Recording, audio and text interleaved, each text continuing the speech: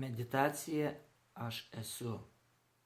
Ši meditacija tai gilaus vidinio transformavimo technika. Ši meditacija yra skirta tam, kad mes papultume į tą savo ramybės centrą, į tą vietą, kur negali pasiekti protas. Tai vadinama transcendentinė meditacija. Žodis transcendentinė reiškia ten, kur nėra proto. Tai yra už proto pažinimo ribų. Reiškia ten nebelieka minčių.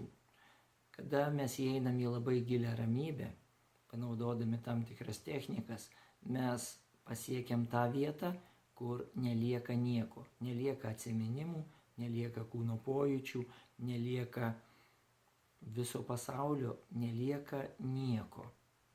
Ir kas tada lieka? Tada lieku aš. O kas tas aš? Kas tas aš esu? Štai čia ir yra esminis klausimas, į kurį mes susikoncentruojam, bet labai svarbu čia nesiekt atsakymo.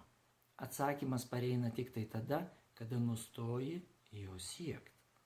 Todėl nuolatos žengi vis gilyn ir gilyn, užduodama šį klausimą ir tiesiog palikdamas atsakymą kažkokiai tai jėgai, kažkokiam tai vidiniam centrui.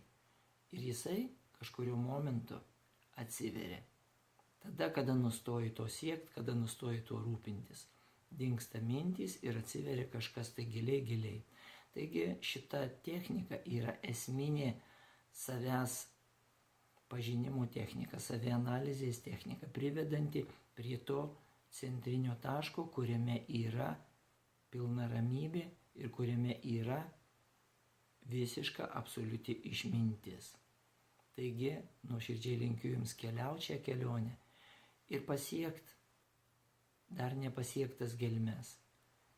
Supraskit tai, kad galutinio tikslo nėra, nes kelias niekada nesibaigia.